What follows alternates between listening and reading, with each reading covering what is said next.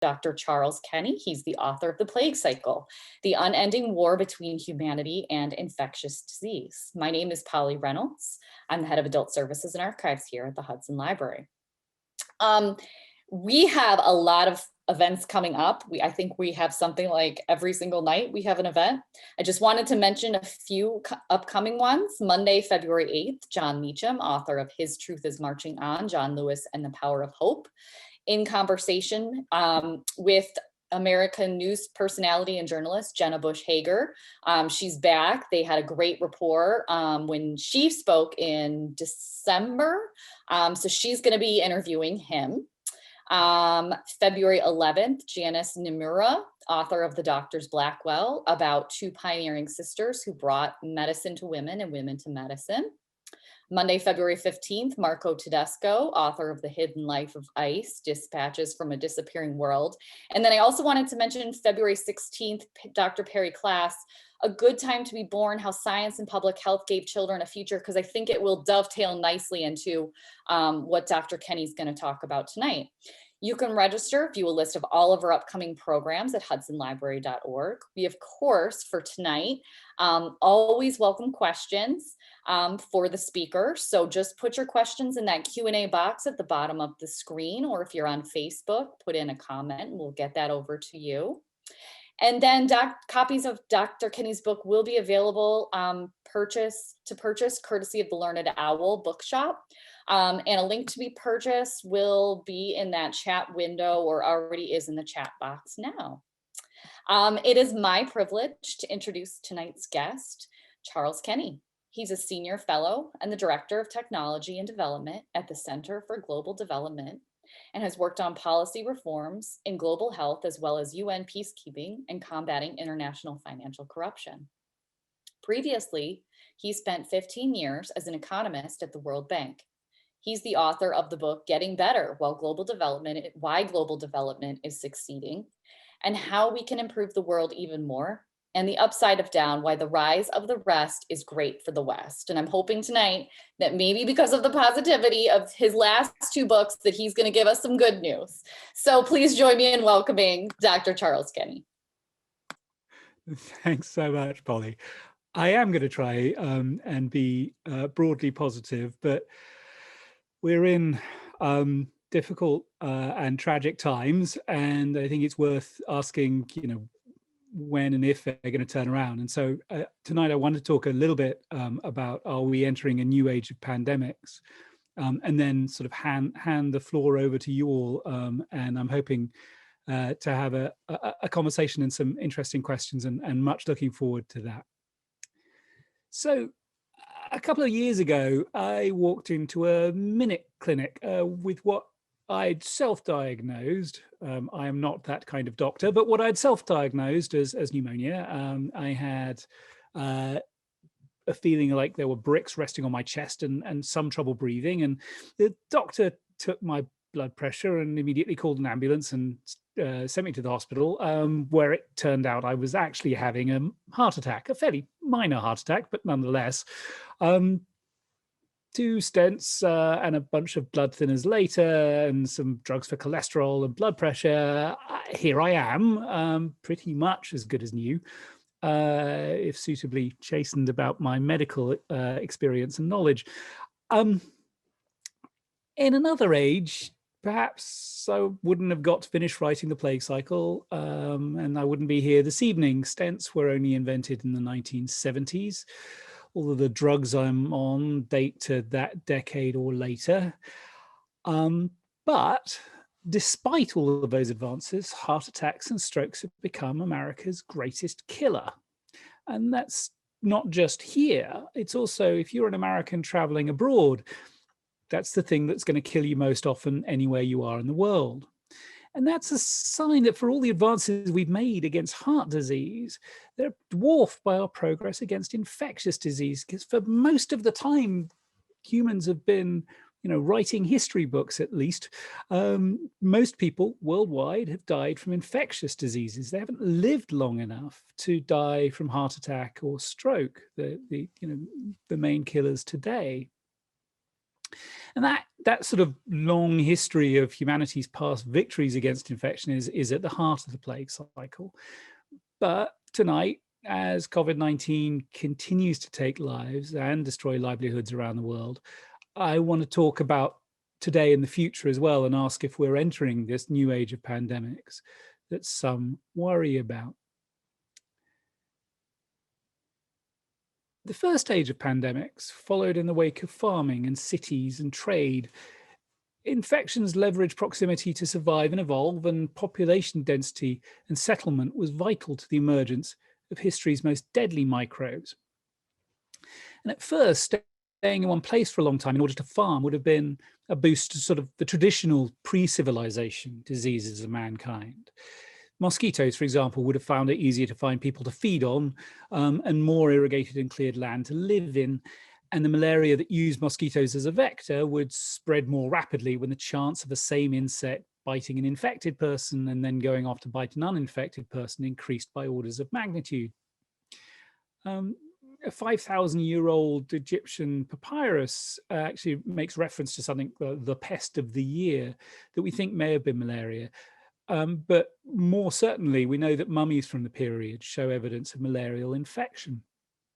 Over time, and largely within the last few thousand years, a more insidious effect of civilization and domestication of animals has emerged: the evolution of new infections.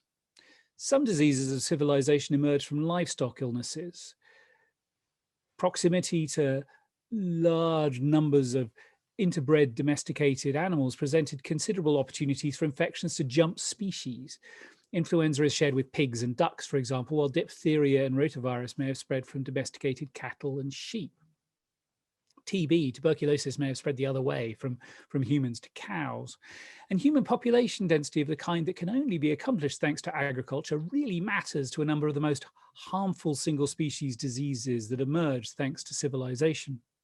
For example, at some point, measles jumped species from cattle to humans. It only,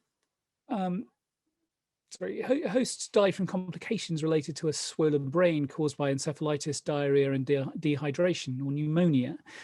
But the first time that a disease like measles arrives, it rips through entire populations, much like, sadly, we've seen COVID-19 do in the last year. It affects widely and kills off, in particular, those most susceptible because of factors like age or malnutrition or genetic variation. But the survivors of measles become immune, often for life. And if most of the population has been exposed, that creates herd immunity that we've heard so much about in the last year. The number of potential victims has shrunk, and so the chance that a coughed out measles virus reaches a non-immune host drops. That chance drops far enough, the average person with measles infects less than one new victim, and the epidemic eventually dies out. Newborns, however, don't get measles immunity than their parents. As a new generation of potential hosts grows, herd immunity falls, and measles returns to ravage the population of previously unexposed children. A measles victim is likely to pass on the infection to 12 or more people in an unexposed population. And that means for herd immunity to defeat a measles outbreak, we need more than 92% of the community to be individually immune. In turn, that suggests only a few years of new births is required before the population of immune kids drops below the share necessary to preserve herd immunity, and measles can strike again. But it has to stay connected in a population somewhere, and the estimate is to survive and reinfect later generations, measles needs at least 500,000 people living in close proximity, otherwise it dies out. Early empires connected by trade were large enough to keep measles going. As early as the Roman Empire, much of Eurasia had merged into a common disease pool, home to a range of endemic diseases of civilization that usually primarily affected children, as well as new pandemic outbreaks that killed off young and old alike. Around 160 AD, when Rome's ambassadors first made it to China, back the other way from somewhere in the Eurasian steppe came smallpox. The disease killed more than 1 in 4 people in parts of the empire. And again, it was another pandemic from the Eurasian steppe that finished off the Roman Empire in the 6th century, an outbreak of Yersinia pestis, the plague of the Black Death.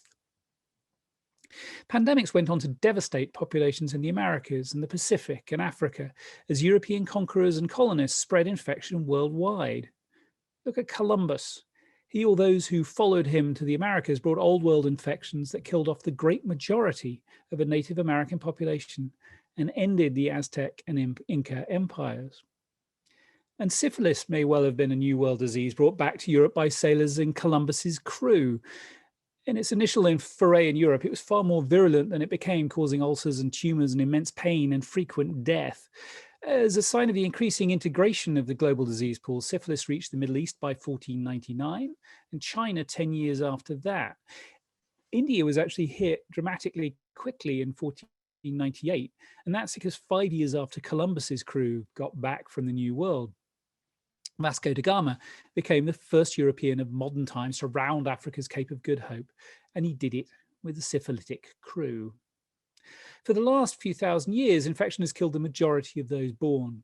It was the most powerful force for keeping the global population in the millions rather than the billions, limiting the size and sustainability of cities, and killing off traders and explorers, conquerors and colonized alike.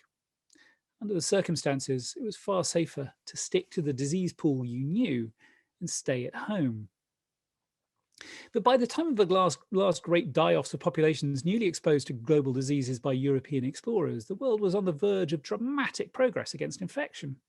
The sanitation revolution began in Europe and North America in the 19th century. Sewage systems took human waste out of cities. Pipes and filter systems brought clean water back in. Housing reforms and the spread of refuse collection and newfound obsession with cleanliness all reduced the spread of disease. Then the 20th century brought a global medical revolution, the invention of spread of vaccines against measles and tetanus and polio and a range of other microbes, antibiotics that killed off bacteria before the bacteria could kill off their victims, and cheap interventions like oral rehydration that fought off the deadly effects of diarrhea. Humanity's greatest single victory against infection involved smallpox. Victims experienced headaches and backache and nausea, chills, and then terrible dreams. Then large red blistering pustules began spreading over the body. Victims' eyes scarred to almost complete blindness, and renal failure and pneumonia came behind, all too often followed by death. In 1796, Dr. Edward Jenner found that infecting people with a related disease of cowpox would protect them from the far more dangerous smallpox. He created the first vaccine, from vacca, the Latin for cow. Soon after, we saw the first global vaccination campaign. In 1803, King Charles IV of Spain shipped 22 orphans across the Atlantic on the sailing ship Maria Pita. Vicente, age 7, and Pascual, age 3, were infected with the cowpox as the ship sailed, and as the cowpox reached its peak, pus was withdrawn from their poxes and injected into the 2 more children in turn. Children were used because they were less likely to have been exposed to the smallpox already. And the serial process ensured there be a child ripe with the pox available to provide the vaccine to American populations after the crossing. At each stop, more children were drafted in to support the effort. The Maria Pita provided vaccines to Venezuela and Mexico, and then having crossed to Acapulco, the vaccination campaign recruited a new set of children to continue the cowpox chain across the Pacific. From Manila, the expedition spread the vaccines to Macau and Canton before returning home. Taking the Venezuelan vaccine strain to South America, Spanish Army surgeon Josep de Salvani led the campaign across the Andes to Ecuador. Despite suffering from diabetes and malaria and diphtheria and tuberculosis, as well as losing both a hand and an eye, Salvani continued the vaccination campaign down through Buenos Aires to reach Bolivia in 1810. There, he collapsed and died at age 36, with the expedition having vaccinated 1.5 million people. Jenner called it a glorious exercise and predicted that vaccination could wipe out the disease worldwide. He was right, if a century and a half in advance. In 1980, the global smallpox eradication campaign finally succeeded. Hundreds of millions of people died from smallpox in the 20th century. None so far have died in the 21st. But that's just one example. The number of cases of guinea worm, for example, a parasite that causes excruciating blisters and vomiting and diarrhea, has fallen by more than 99%. As of April 2020, the wild polio virus, which could cripple and kill, had been limited to 2 countries. And since 2000, 34 countries worldwide have made massive strides towards eliminating malaria, cutting death rates by an average of 87%. All that progress against infection has simply transformed global mortality. 200 years ago, almost half of all people born died before their 5th birthday, mostly from infection. Today, that figure is below 1 in 25. Think of a young child. For me, it's one of my daughters. For you, it might be a cousin or a niece or a grandchild. And imagine that child getting sick and vomiting and then getting fever and maybe losing control of her bowels and slowly crying and then falling into some sort of coma and then falling into death. And then imagine that happening again 5 seconds later. And again, 12 times every minute of every hour of every day. That's the level of child mortality we still see worldwide, about 1 child death every 5 seconds. But if we had the mortality rates we had a few decades ago, it would be 1 child every second, 5 times the amount. Just in the last few decades, we've made that much progress against premature mortality. And looking at overall life expectancy, in 1900, the average person born on planet Earth could expect to live to the age of 33. By 2000, that expectation has doubled, and today the life expectancy worldwide is above 70 years. You know, the biblical 70, if you will. The decline of infectious death has transformed the global economy. Not least, it's made city living in particular considerably safer. In many of the world's poorest cities today, most urban population growth isn't due to migration like it was through most of history, but to city residents having children that actually survive longer than their rural cousins. That is a complete reverse from the past and helps to account for the global growth of cities. In 1960, 1 billion people lived in urban areas worldwide. Today, that's closer to 4 billion, the majority of the world's population. That's good news because urbanization has always been a key to economic dynamism. Putting producers and consumers close to each other helps both benefit from scale and diversity. A better workforce, cheaper products, and more variety in urban areas are centers of technology advance because entrepreneurs and inventors learn from each other. In the US, 96% of new product innovations occur in metropolitan areas. The half of the world's population that lives in urban areas produces more than 80% of global output. And again, international travel is far more risky, less risky than it used to be. As I mentioned, if you see what kills Americans when they go abroad, it's the same things that kill them at home, like heart attacks. Hardly any die from infections. Our victories against microbes have made the world safer for globalization. Of course, the effects of lower infection go beyond that. If kids are more likely to survive childhood, parents have fewer children and they invest more in those kids' education. That's a big reason why the average woman worldwide who used to have 6 or more kids now has closer to 2. And that's why we're moving from a world full of young, illiterate people to a world of the old and educated, with knock-on effects from gender equality to reduced violence and possibly book sales. 2020 saw a dramatic reversal in our progress against infection, of course, and it has demonstrated the irony of that progress. It has helped create the perfect environment for the emergence of new diseases and for that outbreak to have catastrophic global and social economic impact. We saw that density and connectivity were key to the emergence of new infections in the first age of plagues. Thanks to our victories over older infections, we live in a more densely populated and connected world than ever before. A single crowded New York subway car can hold about 250 people. Through much of history, the great majority of humans will have lived in communities of that size or smaller. And in an age before motorized transport or decent roads, many people barely left their village. with a human population at least 250 times that of 4,000 years ago, some living in cities that are more than 500 times the size of the largest cities back then, diseases are far more likely to find new hosts before they burn out. And you should add to that the burgeoning population of farm animals, original source of some of our most deadly infections, as we've seen. The number of chickens worldwide has climbed from 4 billion in 1961 to 22 billion today, and most of them are factory farmed. Those farms often use antibiotics to speed growth, but that also gives microbes a leg up in the struggle to develop resistance to the medicines meant to kill them. Over long old mechanisms of disease spread have sped up as well. In August 1519, a flotilla of 4 Spanish ships under Ferdinand Magellan set out on the first attempt to circle the globe. It took them 3 years to get back. Today, we can get around the world in 24 hours or less. And it would be great to think that COVID-19 was a one-off, but since 1970, we've seen the emergence of a host of new infections, including severe acute respiratory syndrome, avian influenza, Nipah virus, Hendra virus, Ebola, Marburg fever, Lassa fever, variant Creutzfeldt-Jakob disease, whitewater arroyovirus, and hantavirus.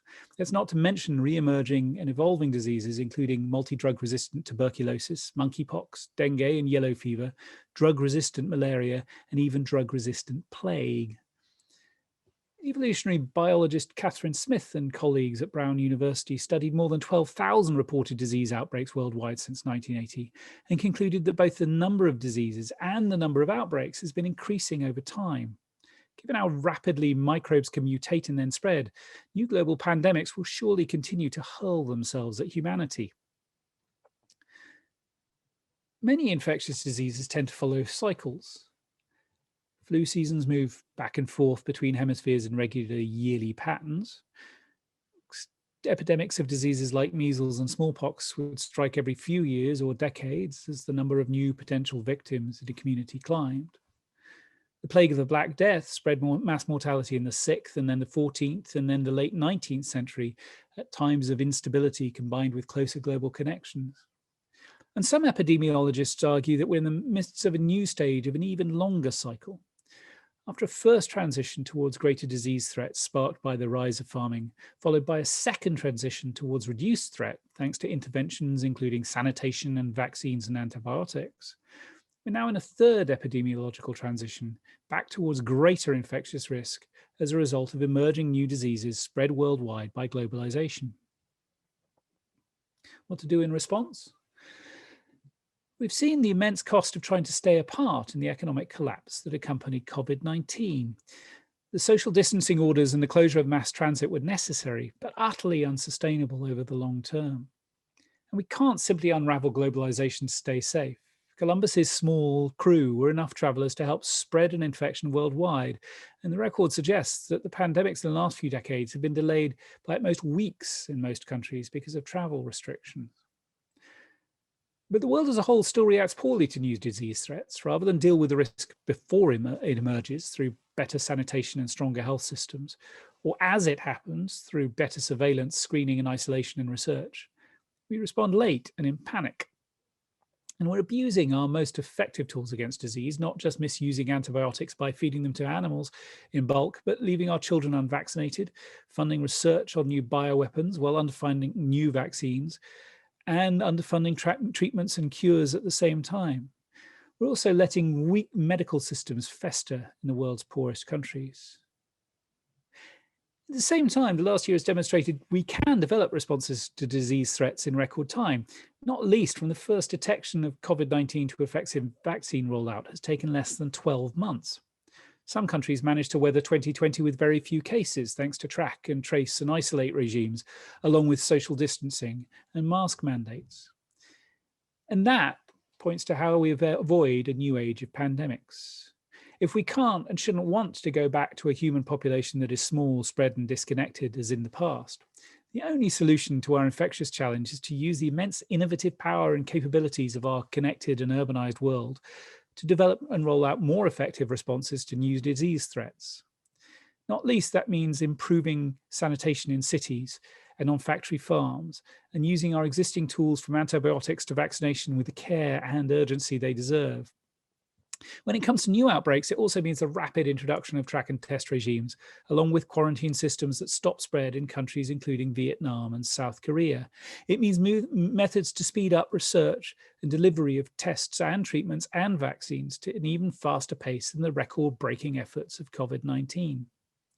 And crucially, it means getting global cooperation to tackle microbes that have no respect for borders.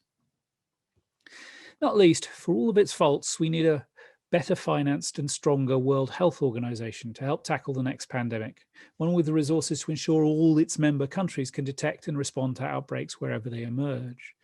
And we need to build on global research capacity and cooperation that has become central in the fight to develop responses and deliver them at scale. Take the collaboration on the vaccine developed against Ebola in 2015. US players in the research included the National Microbiology Lab, Yale University, the Army Medical Institute, and the National Institutes of Health, but also playing vital roles with the Institute of Virology in Marburg, Germany, as well as a German vaccine manufacturer, the Canadian National Microbiology Lab, and the World Health Organization. And 9 separate countries were involved in the clinical trials to determine if the vaccine worked. Or look again at the COVID vaccine produced by Pfizer, developed by Turkish immigrants working in Germany, produced by an American company run by a Greek CEO. We work faster and more effectively against global pandemics if we work together. A world of billions living in globally connected cities will always be prone to new disease threats.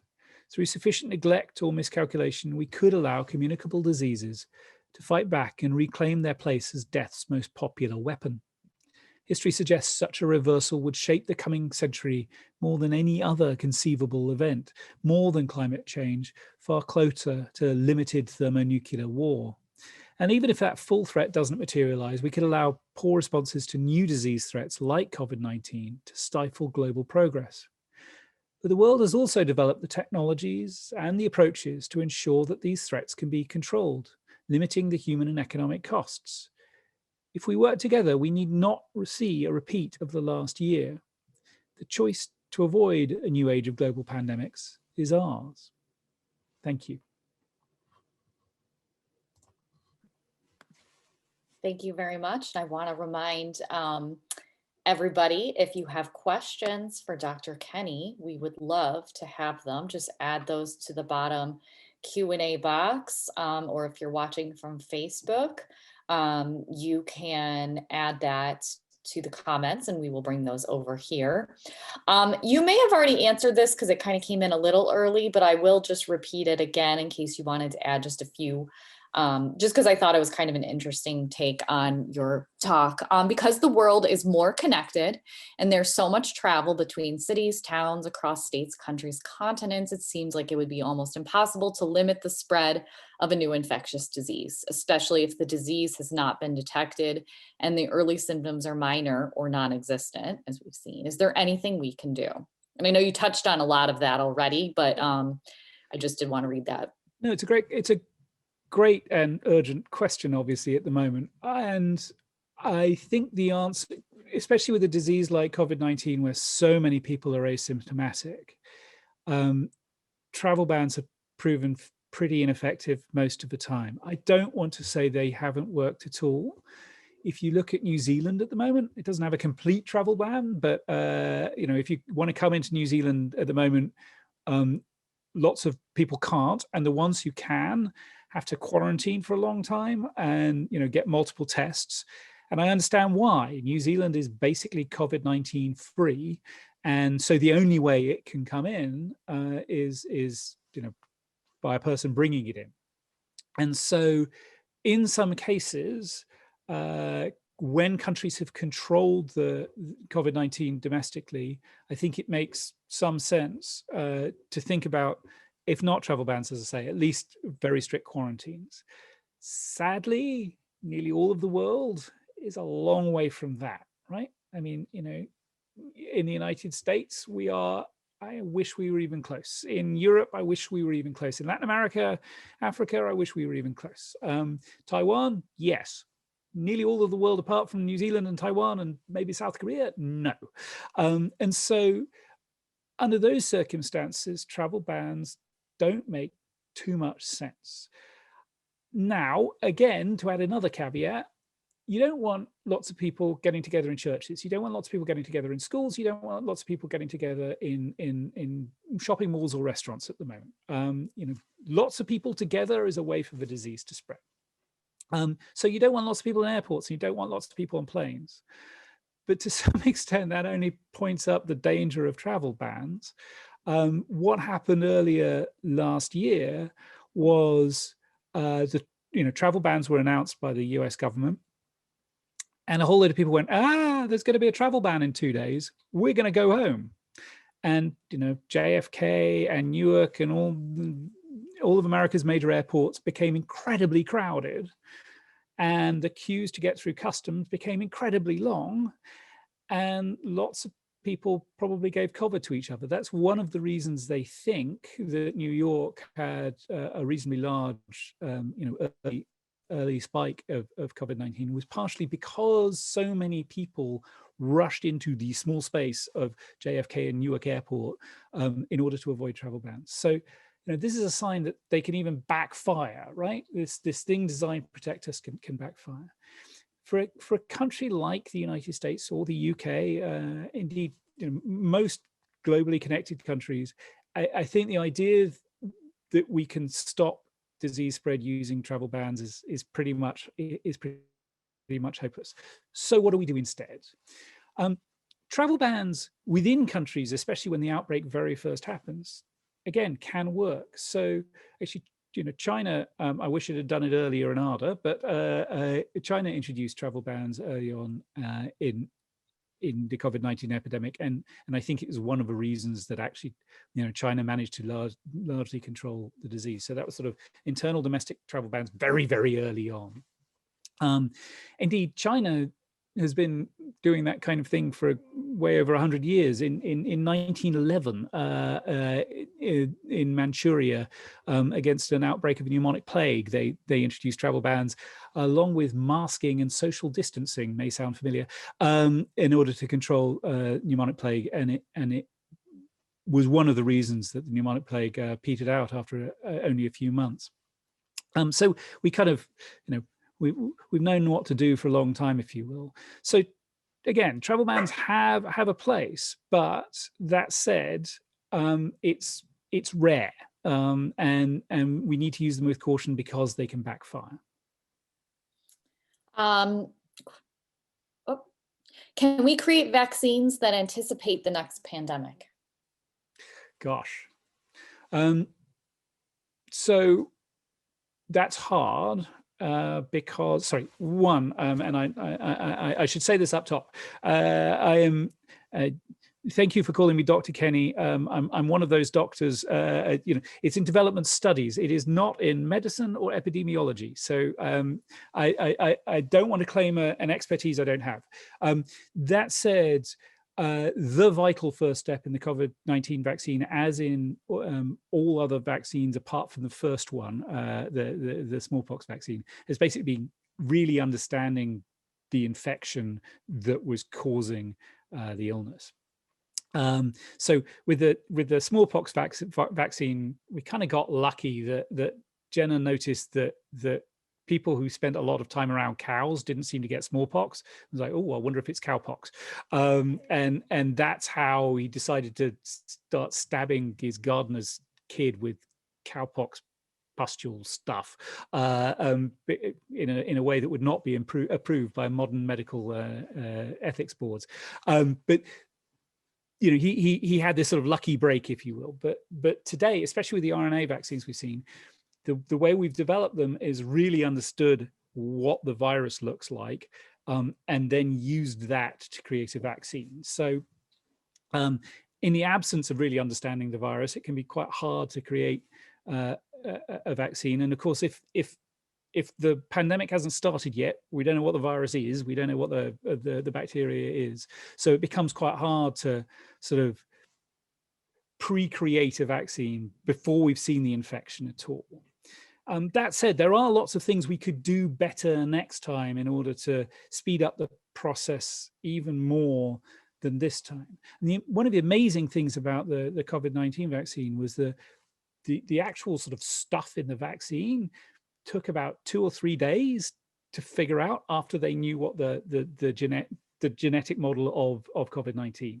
It was incredibly rapid. What took the time was sort of developing the process to make the vaccine in bulk and then test it on people and make sure it was safe, which is really important.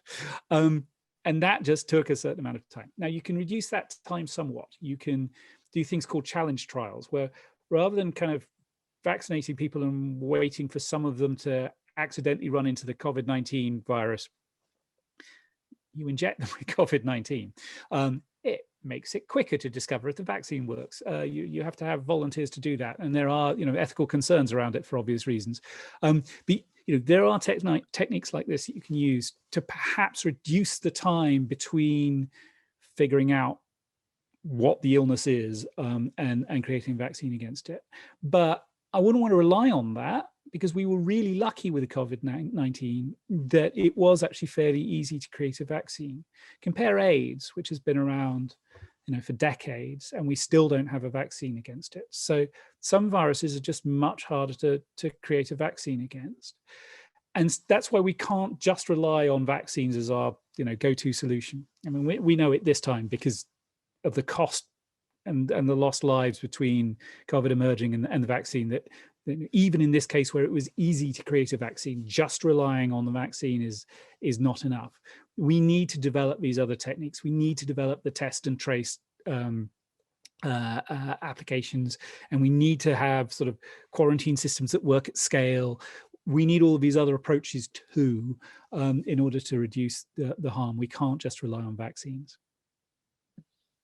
I think these next two questions kind of go together.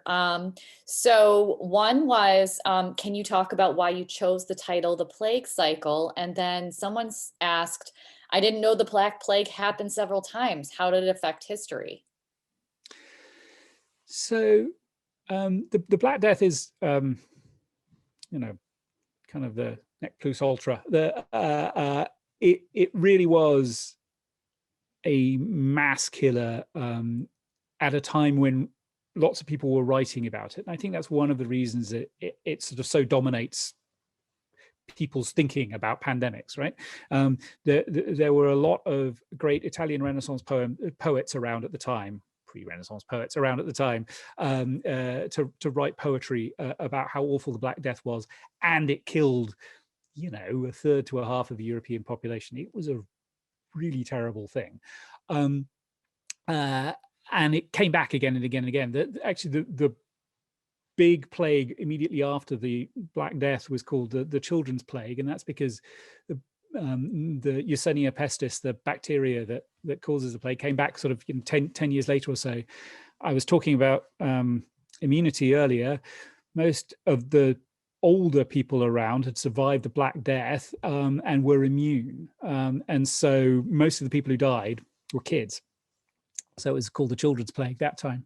But the Black Death was, this massive event. But as the questioner points out, it happened before and it happened again. So it happened at the end of the Roman Empire, and Emperor Justinian lost, a lot of his army to it, not least, but also about a third of the population of the Roman Empire.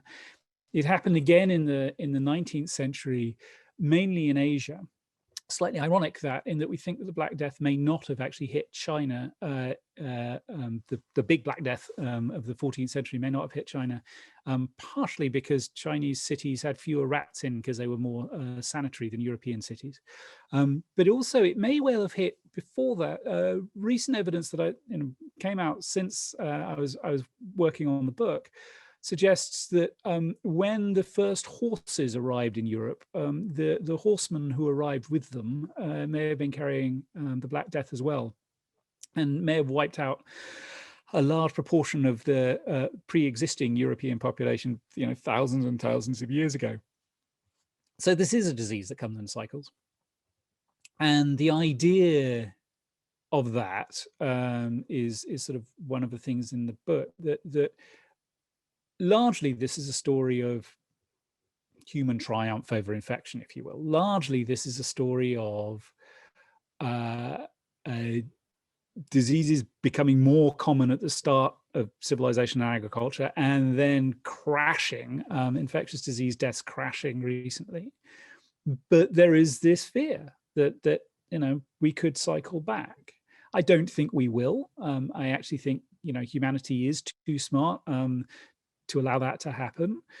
But there are good reasons why it could. The density, the connectivity, there are good reasons why it could. And so the plague cycle has this sort of double meaning. One, we do see the plague arriving in cycles, and the second is we could see the cycle of infectious death come back up again. I really I think not, and I hope not, but if we're stupid enough, it could. And so it seemed like a good title for the book. So many good questions here. Sorry, Okay. I should be quicker in my answers. No, you're fine. Okay, so have we ever seen a virus like COVID-19 in terms of how infectious it is and the kind of mutations we've seen? Did SARS similarly mutate? So we've seen more infectious diseases in the past. So diseases that with a higher R naught is the term we've all been bandying around for the last year. Measles is actually one of them. It's in uninfected populations, it may even infect sort of one infected person on average might infect 10 people. It's just hugely infectious. We've also seen infections mutate, and one of the sad things is mutations happen more when there's more of the disease around. And so had we better controlled the number of people who got COVID-19 through better social distancing, more people wearing masks, and so on, we wouldn't have had this mutation problem as badly, or possibly at all. There haven't been new infections in New Zealand, new mutations in New Zealand. There haven't been new mutations in Taiwan. There haven't been new mutations in South Korea because they've got the disease pretty much under control. And so the way you slow down mutation is you reduce the number of viruses out there that might be able to mutate, or the viral load out there that might be able to mutate, if you will. And we've done a terrible job at that. So my hope is that as we get this infection under control, as we roll out vaccines as fast as possible, while still social distancing and masking and so on, the mutation rate will drop, and we won't be in a sort of constant battle to keep up with it. That's my hope. But again, as a non-medical doctor, I shouldn't claim that that's a certainty by any means. I think you touched on this a little bit, and there's a couple questions. People are talking about the use of antibiotics and things like that, and how can that lead to a problem and lead to more infections, more infectious agents. Can you talk about that? Yeah, it's one of the things I'm most worried about for the future. If you look around the world today, 80,000 people a year, I think, die from antibiotic resistant infections. Sorry, 700,000 a year die from antibiotic resistant infections of one sort or another. And a study out of the UK a couple of years ago said that could rise to 10 million by 2050. Now, this is back to the sort of the scale issue, if you will. And one of the things that's driving that is we are giving people antibiotics for everything. Antibiotics work against bacteria, they don't work against viruses. But if people display symptoms that might be a bacteria, all too often doctors will give them antibiotics, or indeed, even without a prescription, they'll just go off and find themselves some antibiotics. You can buy them online. Every time that happens, and especially if you don't complete your course of treatment for antibiotics because you're feeling better, so why bother taking the drug? Every time that happens, there's a risk that a bacteria will mutate into a form that is more resistant to that antibiotic. It's something that we've known about since we've known about antibiotics. Oh, pardon me. There seems to be cooking going on. Pardon the background noise.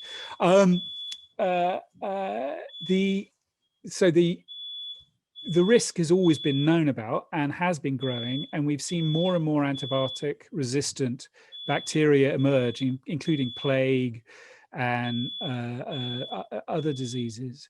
And so if we don't deal with this problem, if we don't start treating antibiotics with the care they deserve, if you will, it's going to grow. And there are a number of ways to do that. Most of the antibiotics we produce each year don't actually go to humans, they go to animals on farms. I mentioned that a lot of antibiotics are used actually just to promote growth. It turns out if you give low doses of antibiotics to animals, and particularly in factory farms, they grow a bit faster.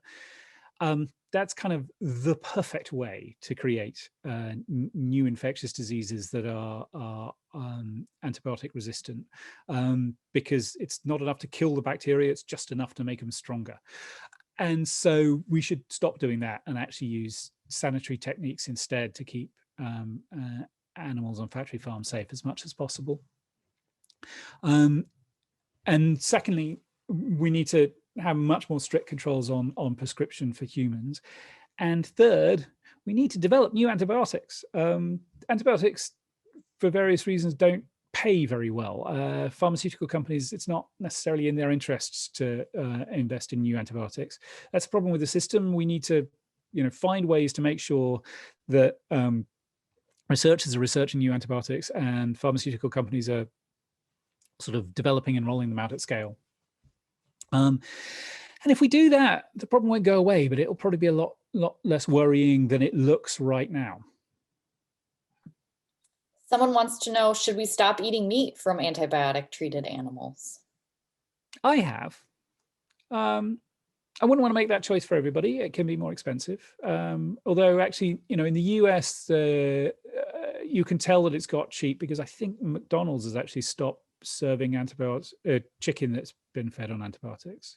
I want to be clear. The reason is not that I'm worried about eating the chicken because I'm worried about ingesting the antibiotics that the chicken has ingested. They break down. So this isn't about sort of the direct health impact. This is about the fact that feeding lots of antibiotics to chickens is a way to create new diseases in chickens that might spread to humans and be antibiotic resistant. So, if you too, like I, am worried about that, yes, I think if that's an affordable choice for you, I think it's a good thing to do. There are other reasons to eat less meat as well. Climate concerns among them. So, I think it's worth putting all of that into your calculation as to if you eat meat and how much meat you eat if you choose to. We had a couple people who were interested in your research process for your book, and also what was the most surprising thing you learned as you were writing it? Gosh, the research process was reading a lot. It turns out to be an immensely sorry, this should not be a surprise. It's an immensely big topic. It's also an immensely live topic, especially the sort of the history bits. We've got so much better at taking ancient bits of body and extracting stuff from it. Extracting ancient DNA and discovering what's in there and so on. And that has led to an explosion of research on infection through history. Sort of related, we figured out enough about how fast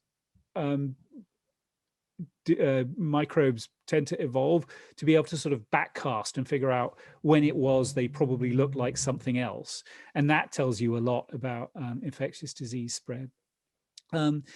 And so trying to keep up with the science of it was hard. And indeed, probably the book is already out of date.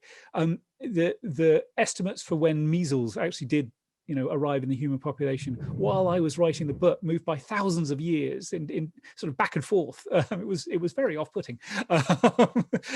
So a lot of worry about that. One of the nice things, one of the reasons I enjoyed writing the book was that some of the research was, very scientific. I'm an economist, and there's a fair amount in the book about the sort of global economic effects, and that was a literature I kind of knew and was comfortable with. But I got to read all of the science stuff, but I also got to read a lot of history and a lot of literature. I mentioned all these Italian poets who wrote elegantly about the plague. They're quoted in the book, and so it was a wonderful process of being able to read a lot of very different kind of stuff, from great works of literature through to the latest articles in Science magazine. I think probably the most surprising thing for me in the book was actually going through, and sorry that I fear this is partially a result of my gender, realizing the burden that women bore through history because of infection was frankly horrifying. Because of this huge death rate, fertility rates just had to be higher, otherwise humanity would die out. The average woman through civilization, not pre-civilization, but through civilization, was having to have 6 or so kids for most of the time. But then you start getting into, well, what did that actually mean? And it's not just, the care burden today is immense enough if you think about 6 kids, but the risks of infection from each process of going through conception to birth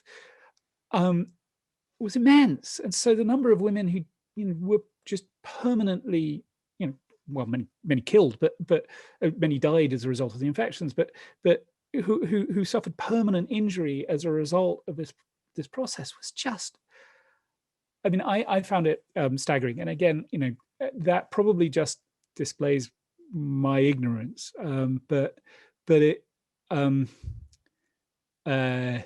in some ways, sort of the easiest happy story to tell in this book is fewer children are dying, and that's an immensely happy story, and I'm grateful every day for it.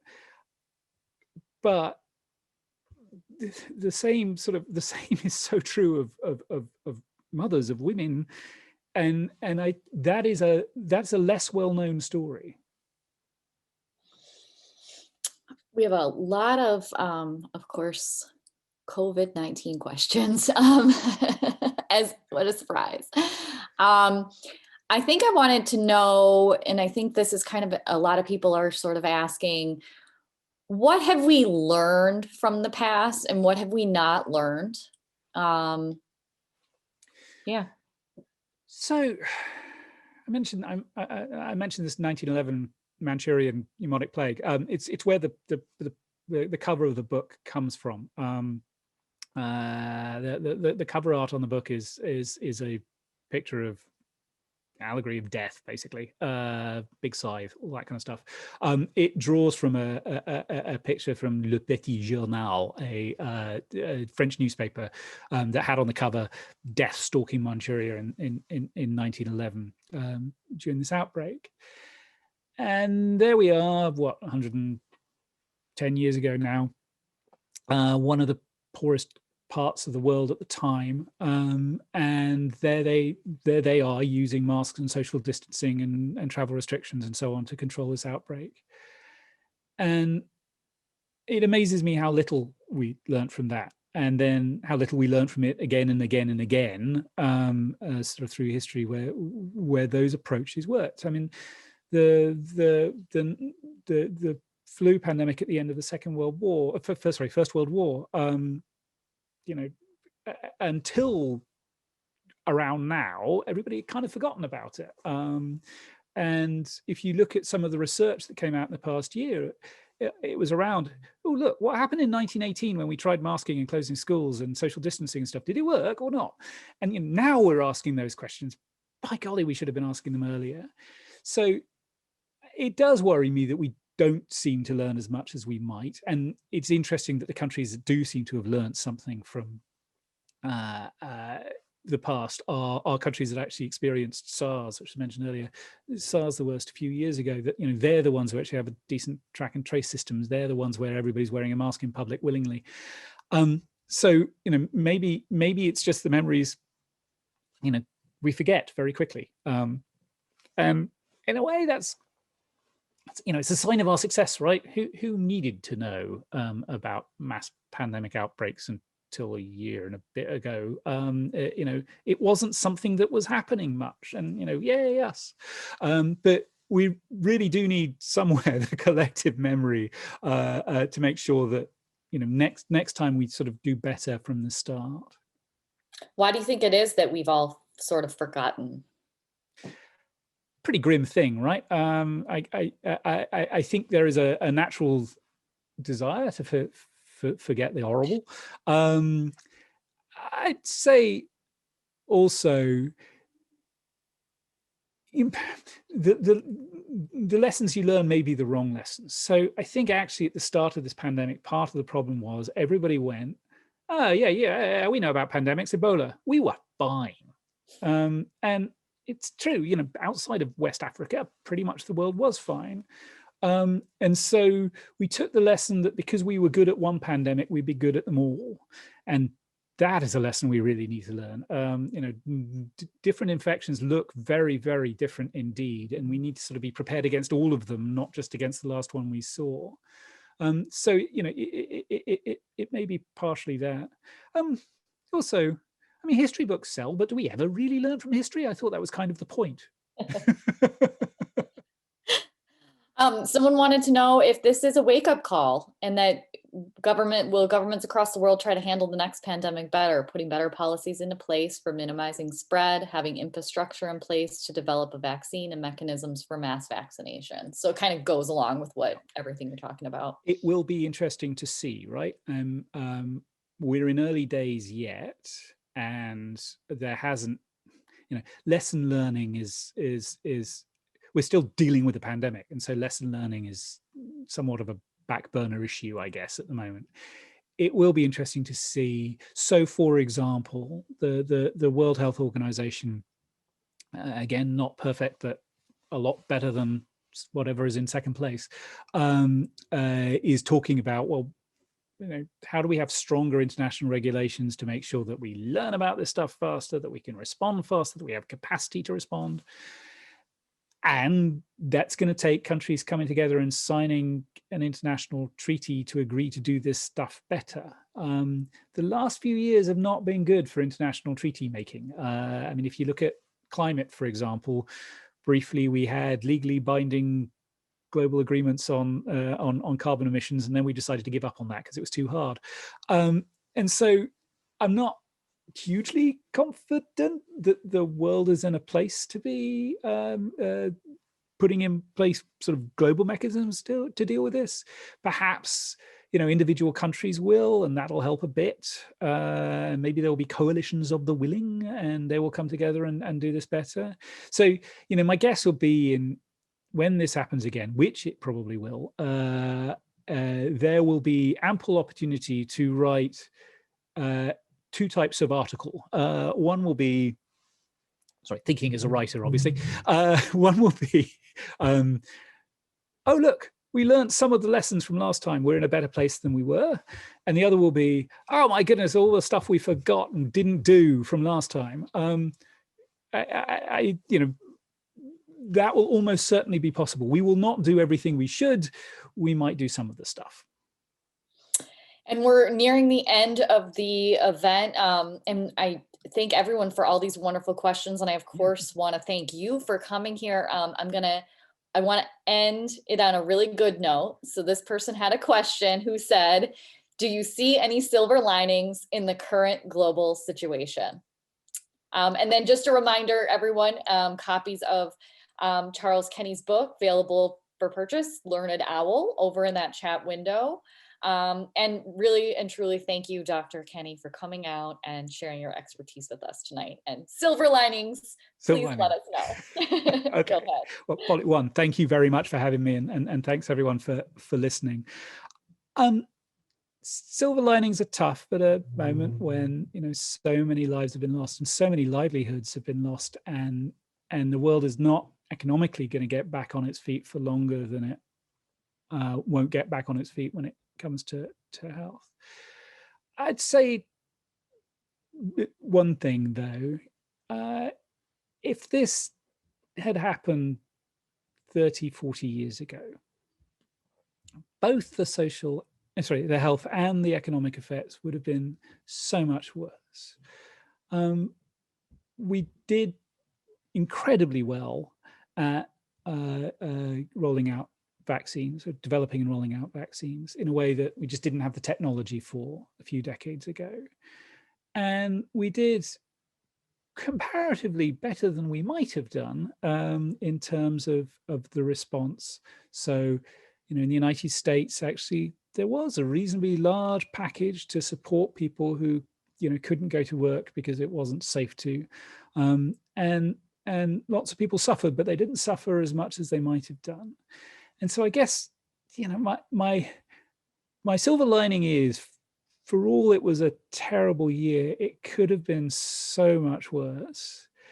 And that's a sign that, you know, we do continue to make progress against pandemics, and we continue to make progress against infection. And if, you know, we tried a bit harder, we could be doing a lot better, but we kind of know how. And so, you know, we have the capacity to make the world an even better place going forward. And I'll certainly be, you know, fighting hard for that, and I hope you will do too.